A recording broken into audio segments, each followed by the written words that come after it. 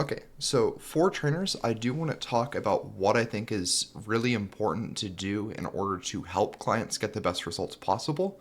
But I figured that I would also upload this to YouTube as well, just because this is very general. This applies not just to fitness, but to anything, and could be helpful to someone for, other things in addition. As we're working with clients, as always, our mission is to help everyone be comfortable and confident in their health and aesthetic goals. And there are a number of traits that are very important us to hold as values in doing this very well. But before I go into that in more detail, I do want to talk about something that's sort of kind of foundational, which is why do people need coaching in the first place? Um, Obviously, as you've kind of seen, there is tons of free information out there for fitness, for health, for pretty much anything. We are in an age of, Google and ChatGPT and all sorts of resources where more than ever there's free information online. So why do people even need coaching in the first place to help them? And the first is obviously to save time. You could very realistically look up everything you need and get the materials to make your own car. Cars are expensive. People spend a lot of money on getting cars or other vehicles. But learning how to do that and spending the time to make your own car is going to take a ton of time. And so by coaching, people are able to skip steps in learning and be more effective with their time and what they're doing in order to make sure that they are,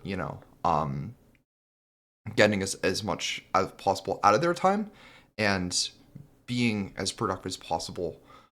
It can also be to remove uncertainty. If someone is looking at all sorts of information, I mean, I'm sure you know this too, but if you look at a fitness magazine, sometimes there's just bad advice or there's things that are conflicting. And so people might be unsure on what it is that they specifically are going to need to do at any point in time. Um, and so by someone getting coaching, we can help remove that uncertainty and show them exactly what it is that they need to do in order to achieve a goal that they want. It might be to have accountability, that they feel that, maybe they even know exactly what they need to do, but they just want to make sure that there's someone else kind of body doubling there to help them with it and making sure that they're doing the things that are going to help them in getting the results they want. It could also be that, they just feel like they don't have the motivation, or maybe that, even spending money, having someone holding them accountable, it's kind of putting something on the line to give them motivation to continue to work towards it and get things they want. Or it could just be that, maybe they actually don't want to think about fitness at all. They want to focus on other things. And so they find that by, getting our help, they can spend less time thinking about how do I do this and just follow instructions and being able to, get what it is they want. It's important for all of these goals as well that as a coach, you have expertise so that you can help people with not just the things that they know they need. People probably know that they need a diet. They probably know that they need to be active or work out, but also what they don't know what they need. Things like being able to recognize when they might be pushing themselves too hard or stuff that they just don't understand or don't know. That can get them in trouble in trying to do the things that they want to do. So, another thing I want to go over in a lot of detail here is the cycle of change. This is a psychological principle that's well studied from like a 1980s research study. But basically, this is a mental process that people go through with everything. So, to explain these stages real quick, pre-contemplation is, in this case, is let's say someone is 300 pounds and they don't really think about it. They just eat a lot. It's whatever. They're not even really thinking about their weight unless they go to the doctor and they weigh them on the spot. It's not, they don't really think about that at all. Contemplation is them going to the doctor, them getting weighed and being like, maybe I should lose weight for whatever reason. That might be a good idea for me. Preparation is them going, okay, I think I want to lose weight. How am I going to do that? Maybe I need to diet. Maybe I need to go for a run. And kind of thinking about how they can go change their weight. Action is someone then trying to put things into place for what they're doing in order to, kind of make sure that they make that change. Maintenance is, let's say that, for the action, someone decides they want to start dieting, they prepare, they go through, they learn what keto is, they start trying a keto diet. Maintenance is when they have started doing keto diet for a while, and that's just kind of how they eat now. But then, maybe that person then is losing weight, they're on keto, whatever happens, but they go on vacation. They have some different foods. They aren't able to be on keto while they're on vacation, and they get back and they kind of just go back to the old eating habits they had and don't really think about dieting or being on keto anymore. This is a realistic phase of what this looks like, but it does apply to everything, not just dieting, not just fat loss, not just fitness. This could also be learning to draw. It's very important that you kind of think about what stage someone is in, and how you can help them through this. Our goal is to get people through these stages as quickly as possible to action that we know is going to be very effective for them, and helping them maintain that action and avoiding relapse of falling back into bad behaviors that didn't really help them. This upward spiral here that it mentions, this is basically, let's say someone goes through, they were 300 pounds, they did keto, and then they relapse. It's for whatever reason, maybe it's just too difficult, but they're like, okay, well, I still lost a bunch of weight from eating these things. So maybe cutting soda, maybe doing this thing I did, maybe that was helpful and I should try that next time, or maybe this thing didn't really work for me. Sometimes you'll get people where they have come in and they have things they've learned from trying this in the past that they know should be applied or not. You can kind of help them with that. I want you to make sure that you kind of think of examples of where people are in each of these stages that you've worked with, or for yourself, and get an example for each of these stages. Write it down. I want you to send this to me and really think through this of, if someone's at these stages, how you help them. What's going to help them get through that stage and be able to kind of maintain positive change or add other additional, things to help them out. Most of the time when you start working people as a trainer, they're probably not in pre-contemplation stage or contemplation. They're effectively taking an action by joining on with us, and you're then going to walk them through the preparation and the action to start making new habits for themselves to then maintain. Now, just to give an example for this, it's very important that you do go through this step of making sure that you get these examples and you're able to do this. If you don't, here is a quick diagram of me beating you with a hammer and setting your paycheck on fire if you don't do this. Unfortunately, I am in the contemplation stage of learning to draw, and so it's not very good. That's an example. You can use that as your reference for the rest of these. Now, next thing I want to talk about, this is basically the chain of beliefs that someone goes through as they are trying to do things. We're talking about the cycle of change. Someone might have an idea of what they need to do in order to get where they want to go physically, mentally, whatever it is. And they can probably take some guesses as to what steps they might need to do to get there. Someone, if they're overweight, they might know that in order to reach their desired state of losing weight, being skinny, whatever it is, that they might need to eat less and move more. But as they're trying to do that, they might run into roadblocks, which are these that are going to stop them from moving forward. And you can either help them circumvent these or destroy them entirely. So an example might be, let's say that someone is, trying to lose weight, they're trying to diet. They are kind of making progress, but then they go, okay, I've started calorie tracking, I've started doing this, but I don't know how to cook, so I don't know how to make healthy food.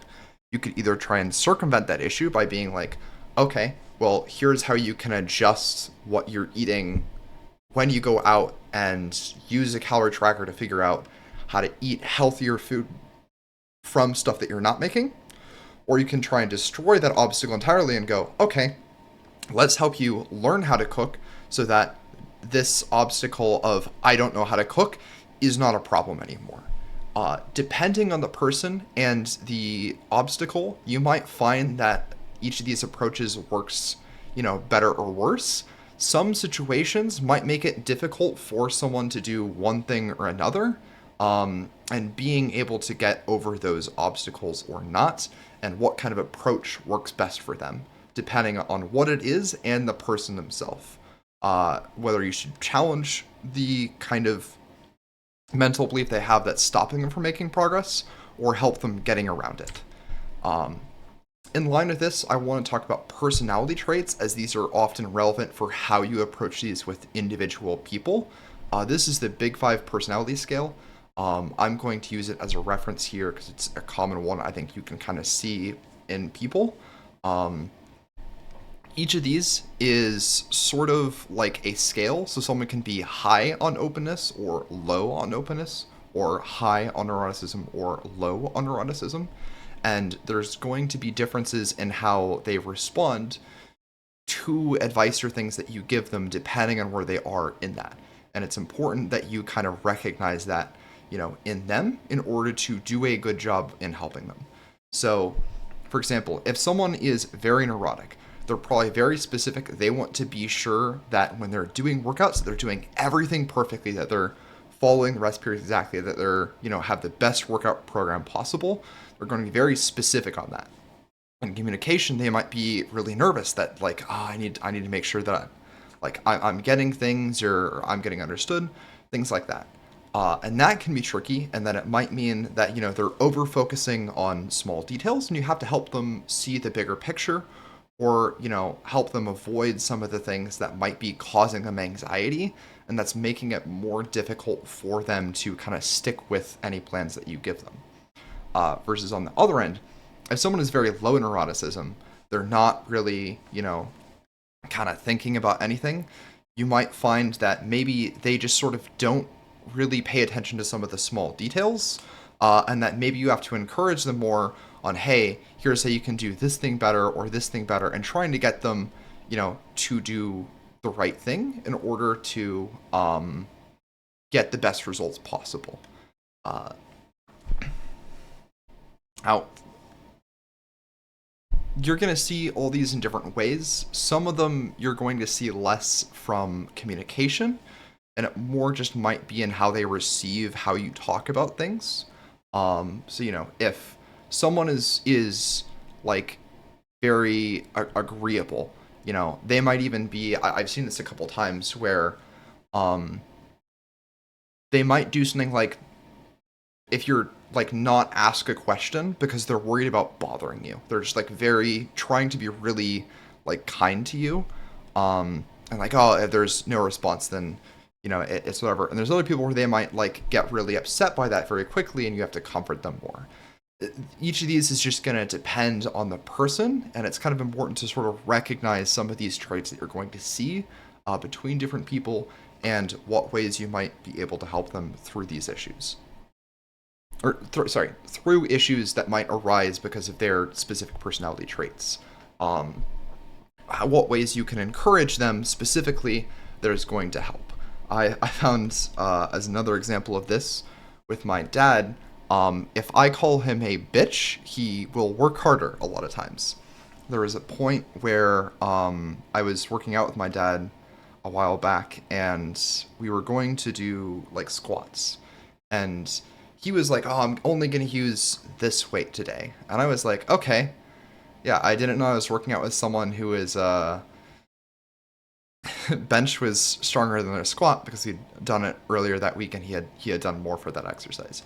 Normally, I don't know how familiar you are with anatomy, but the legs are much bigger muscles than the arms, and so it's pretty rare that someone should be able to bench more than they're able to squat. And so by kind of calling him out on that, he sort of pushed himself harder, and he responded very well to it because of sort of his mix of personality traits. That kind of got his competitive spirit going, and then he was really trying to go at it. Whereas if, I was working with a client and they were not super competitive person that was going to respond well with that, if I, talk to them in that way, they might just completely shut down and not want to work out anymore because they're being challenged depending on, that sort of personality trait. Um, but maybe then it's if I'm just like, hey, well, I think you got this. I think you got this. You can totally do this. Wait, just go for it. That might work better for them. It's important to recognize these things to be able to see how you can specifically help someone in those situations. So again, I'd like you to sort of walk through and for each of these, get an example of someone either being very high or low in one of these traits. It can be yourself, and think about, okay, if someone is, very high or low on openness, how does that change, how you can help them? Or are they wanting more attention or less attention? Or are they wanting to be really specific on the workouts and how exactly they're going to do things throughout a week or less? Make sure you do this as an example for each if you can. It's also really ideal if you can get like a screenshot of a message and be like, oh, I think this showed that this person was on sort of on the high or low end of any of these. Just that you can kind of have it as a visual stimulus and like reference for yourself as well. Reminder, again, that the goal of yourself as a trainer is to walk people through the issues they are having in order to reach their goals. Anyone can guess that in order to lose fat, they might need to, eat less and move more.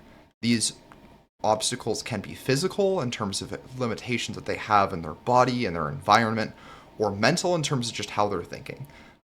But there are going to be things that prevent people from doing this on their own and getting the results they want. Your job is to walk people through these issues and find out where they are to be able to help them get to their goal.